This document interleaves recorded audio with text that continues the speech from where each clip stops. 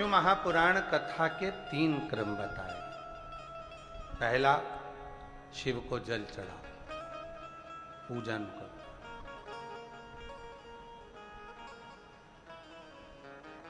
पूजन कैसे होती है? वस्तु से कि मन से? जम के बोलो जरा। मन से। कोई तुमसे कह दे इतना किलो तो दही लाना ही था, तभी शिव जी प्रसन्न होंगे, तो कह देना सीवर वाला बाबा बोला है, 1 बूंद गंगा का जल और 1 बूंद देसी गाय का दूध अगर शिव पर चढ़ जाए तो शिव करुणा करना प्रारंभ कर देते हैं।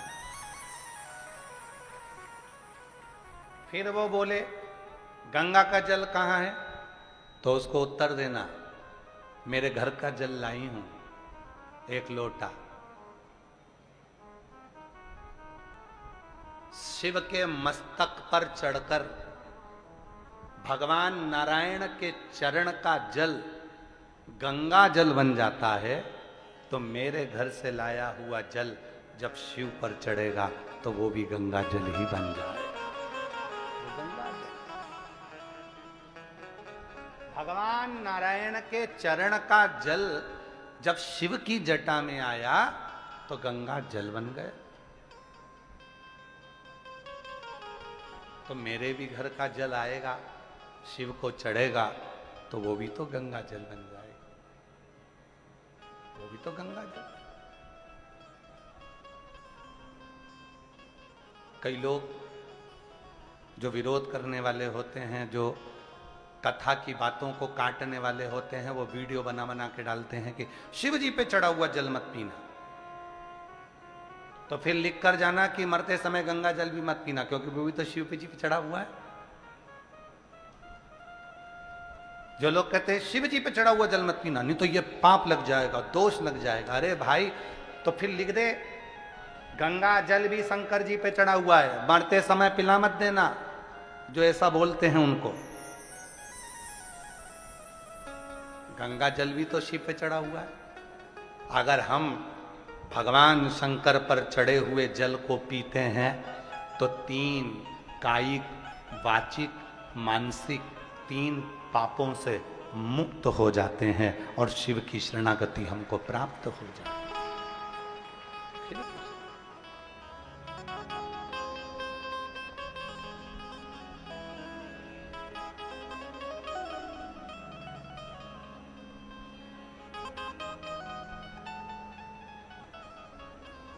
शिव शरणागति प्राप्त हो गई, सुख का अनुभव।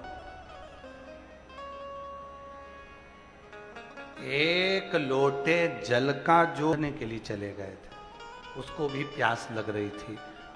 2 दिन से वो मुरैना के जंगल में, ग्वालियर के जंगलों में घूमता रहा, पानी नहीं मिला, ढूंढ ढूंढ के थक गया, पानी नहीं मिला, पानी मिल ही नहीं रहा। क्यों बढ़ा रहे हो? तब पानी नहीं मिला। मुरैना के जंगलों में वो ढूंढ ढूंढ कर थक गया, पानी नहीं मिला, जल नहीं, जल मिल ही नहीं रहा। आखिरी में परशुराम डाकू ने विचार कर लिया कि अब तो मुझे मरना है, क्योंकि प्यास आदमी को फिर जल ना मिले तो वो मर जाए। व्यक्ति को भोजन नहीं मिले ना 4-6 महीने तक, वो नहीं मरेगा, पर अगर व्यक्ति को पानी ना मिले तो उसके प्राण छूट। जल बहुत जरूरी, क्योंकि ये शरीर और ये पृथ्वी पूरी जल से पूरी।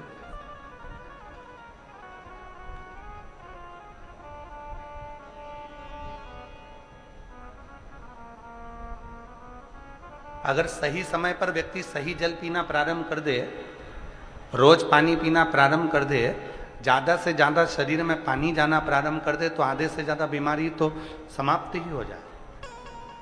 पर इतने आलसी लोग हो गए हैं कि पानी जब तक कोई दिखता नहीं है और किसी से मंगवाते नहीं है तब तक पीते भी नहीं, उठ के रसोई घर तक नहीं जाते, इतने आलसी। बैठे रहेंगे, इंतजार करते रहेंगे, आन दो, कोई आएगा तो मैं पानी मंगवा लूंगी, नहीं तो मोबाइल तो चला ही रहे थे। और फिर इंतजार करते करते कहीं का आया, फिर आवाज लगाया, हम बहन से कहा पानी ला दे। बहन बोली तू नहीं जा सकता।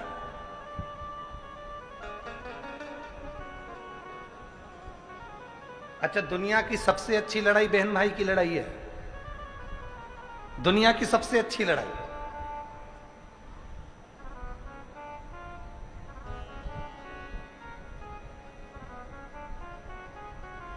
और उसके बाद जो लड़ाई है वो पति पत्नी की लड़ाई है।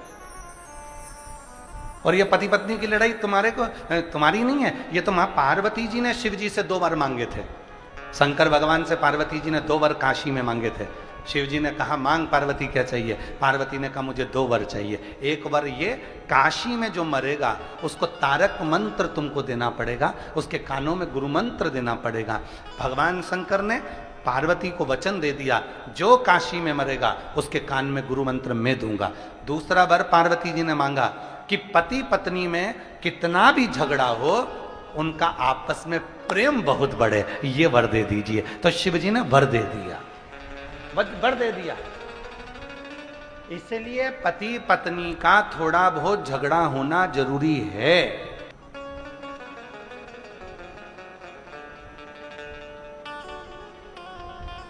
दुनिया की सबसे अच्छी लड़ाई है बहन भाई की लड़ाई, खूब जोरदार लड़ेंगे, झगड़ेंगे, रोएंगे, एक होएंगे, बाद में दोनों फिर झगड़ा करेंगे, फिर लड़ेंगे, फिर। पर ये कब तक लड़ते हैं? जब तक विवाह शादी नहीं होते, कुंवारे हैं तब तक लड़ते हैं। और विवाह के बाद में फिर दोनों झगड़ा करने वाली बात को याद कर कर अपने उस याद में, मेरे गुरु हो, मैं भी डाकू और अच्छा नंबर 1 का, और तुम भी कम नहीं हो।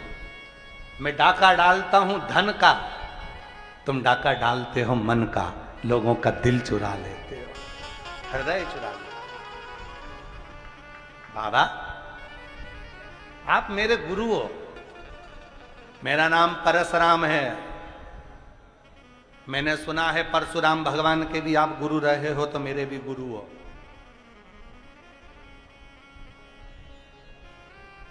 पर बाबा शिवलिंग तो मैं सीधा कर दूंगा, बस बात इतनी सी है कि 2 दिन से प्यासा हूं, पानी नहीं मिला, कहीं जल नहीं मिला, जल प्राप्त नहीं। कितनी सुंदर कथा है, थोड़ा सावधानी से सुनना। हम हमेशा कथा में कहते हैं कि कथा के पंडाल में आना तो कितनी पानी की बोतल लाना? जम जम के बोलो, 2 पानी की बोतल लाना। क्यों कहते हैं? 1 पानी की बोतल अपने लिए और 1 पानी की बोतल अपनी अड़ोसन, पड़ोसन, पीछे वाली धड़ोसन।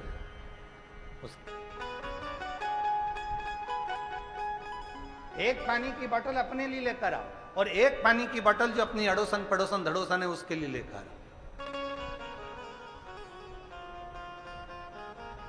पानी का कर्ज एक ऐसा कर्ज होता है कि उस कर्ज को चुकाने के लिए स्वयं परमात्मा को भी व्यवस्था करना पड़ती है।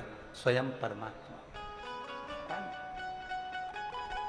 जब आप अपना जल, कल हम परसों के दिन हमारे अमरजीत सिंह जी मेहता जी को थोड़ा सा फीवर आया, बुखार आया, तो हम कथा कर कर जब पहुँचे तो हमने उनसे पूछा कि आपका बुखार वगैरह ठीक है? तो कहा गुरुजी बिल्कुल ठीक है और मैं कथा में आऊँगा। सुबह तो मैं होकर आया था, अभी वापस पहुँचूँगा।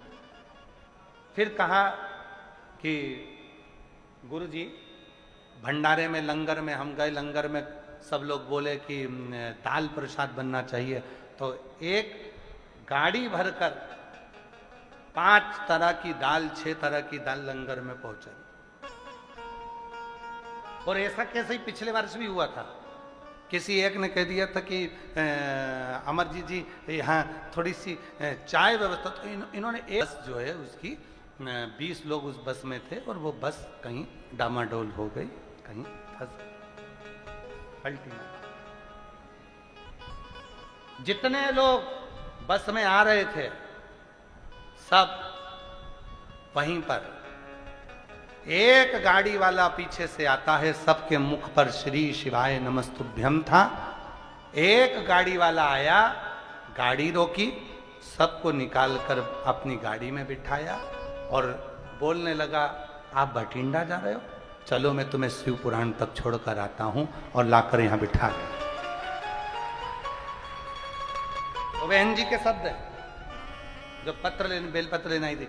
कहीं कौन सा गांव भी बताया था कि जहां वो बस डामाडोल होकर कहीं गिरी पड़ी, जो भी हुआ। गंगानगर से चले थे, कौन आया, कौन पहुंचा, कौन लेकर यहां छोड़ गया, सबको इकट्ठा कर कर बिठाकर किसी की उंगली में खरोच आई, कोई दूसरा नहीं था। ना जाने किस वेश में नारायण मिल जाए, कब वो आता है कब चला जाता है पता ही नहीं। क्या बात,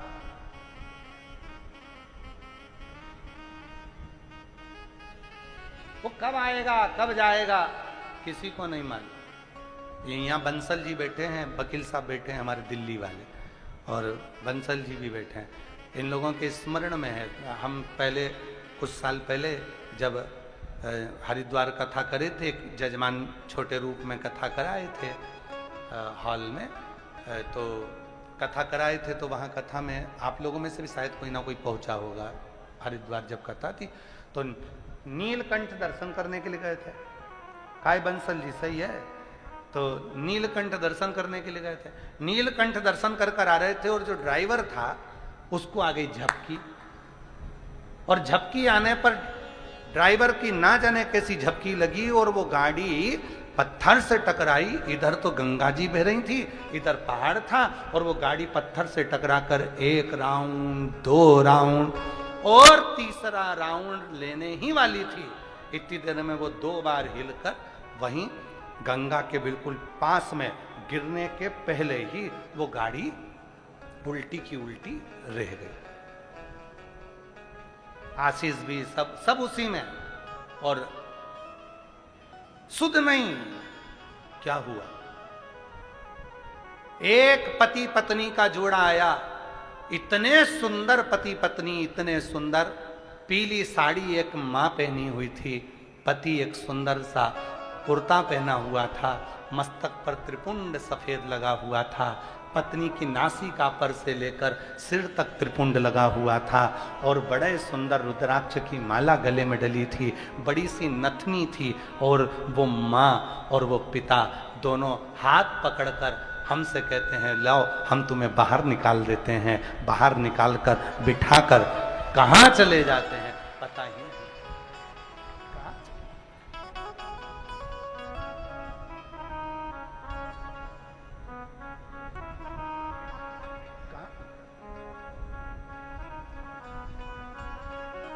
उसको पहचानना कठिन है, बहुत कठिन, बहुत कठिन। नाम है तेरा तारणहारा, कब तेरा दर्शन होगा। जिसकी प्रतिमा इतनी सुंदर, वो कितना सुंदर होगा, वो कितना सुंदर होगा। नाम है तेरा तारणहारा, कब तेरा दर्शन होगा। जिनकी प्रतिमा इतनी सुंदर, वो कितना सुंदर होगा, वो कितना सुंदर होगा, वो कितना सुंदर होगा। पहचानना कठिन है, कब शिव कृपा करते हैं, कैसे करुणा करते हैं, कैसे आते हैं पता। पारस डाकू ने परशुराम डाकू ने कह दिया, भोले बाबा बहुत प्यास लग रही है, मैं शिवलिंग सीधा कर देता हूं। जैसे ही शिवलिंग सीधा करा, एक बुढ़िया हाथ में लोटा पानी का, एक लोटा जल, उस पे कटोरी रखी मिठाई की, धीरे धीरे डंडा टेकती टेकती टेकती टेकती ओटले पर आ। मेरा बेटा भी मर गया, बहू भी मर गई, उसका लड़का भी मर गया, बस एक लड़की उसकी है, चंपा उसका नाम है, वो मेरे पास में रहती है, चंपा रहती है। अच्छा, अब वो नहीं है ना, तो कभी कभी जल चढ़ाने के लिए मैं आ जाती हूं। मां चढ़ाओ जल शिव जी को। बूढ़ी मां ने कहा, मुझे ऐसा लगता है कि तुमको प्यास लगी है, जल तो मैं बाद में आकर चढ़ा दूंगी, लो तुम पानी पी लो। एक लोटा जल बूढ़ी मां ने परशुराम डाकू को दिया, मीठे की कटोरी दे दी। परशुराम डाकू ने मिठाई खाई, पानी पी गया, और पानी जो पिया तो परशुराम डाकू की आंख में जल भरकर महादेव से कहता है, मैंने तो तुझसे कहा था कि प्यास लगी है, और जल बुढ़िया लेकर आ गई, जल बुढ़िया लेकर, मैंने तो तुझसे कहा था। डाकुओं के रिकॉर्ड में परशुराम डाकू का चरित्र आज भी लिखा हुआ है ग्वालियर के रिकॉर्ड में, आप उसको पढ़ो, मिलेगा। बुढ़िया लेकर आई। बूढ़ी मां वापिस जाने लगी। परशुराम डाकू ने कहा, मां जा रही हो? हां। इतनी जल्दी क्या है? बूढ़ी मां कहने लगी, मेरी पोती है ना चंपा, उसका विवाह है, बैसाख के महीने में पंचमी तिथि को मेरी बेटी का ब्याह है, उसकी बारात आई, पर बेटा नहीं है, बहू नहीं है, कोई कमाने वाला नहीं है, घर में कुछ भी नहीं है, मेरे को पूरे गांव में जाकर थोड़ा थोड़ा सा मांगना पड़ेगा, तब तो मेरी बेटी का ब्याह होगा। परशुराम डाकू ने कहा, मां तेरा एक लोटा जल पिया है, मैंने अपने गुरु के मुख से सुना था, एक लोटा जल जब शंकर जी के ऊपर चढ़ता है, शंकर भगवान उस जल चढ़ाने वाले के कर्जदार हो जाते हैं, और कर्जा चुकाने उसके घर जरूर जाते हैं।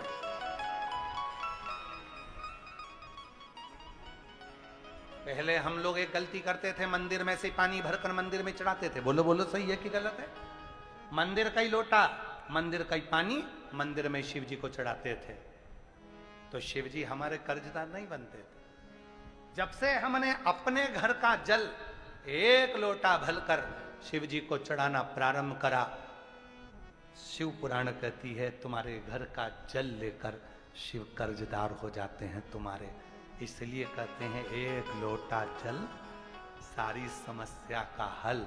तुम्हारे घर का जल शिव को मिलता है, शिव तुम्हारे कर्जदार होते हैं, तो तुम्हारा कर्जा चुकाने के लिए महादेव 3 महीने में तुम्हारे दरवाजे पर आकर तुम्हें सुख प्रदान करना प्रारंभ कर दें।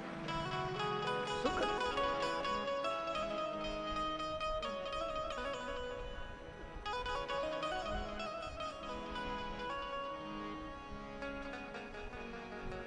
उसका स्मरण रहे, उसकी वो जब दुख आया तब वही आया। फिर वही वाली लाइन स्मरण आ गई, ओ भीड़ में तन्हाई प्यार की